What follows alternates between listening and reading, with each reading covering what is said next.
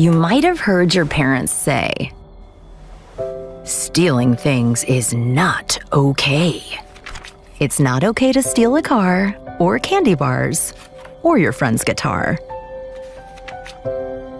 It's not okay to steal a sock, or sidewalk chalk, or the neighbor's box.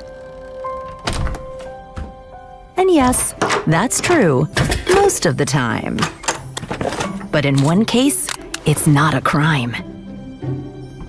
Stealing Welch's fruit snacks isn't bad when the fruit snacks thief is mom or dad.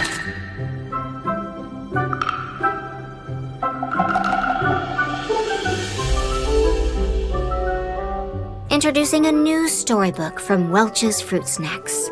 Sometimes it's not stealing. Narrated by me, Kristin Chenoweth. Want to hear the rest? Scan the QR code on your Welch's Fruit Snacks box, or visit welchesfruitsnacksforall.com to order the book and take a listen.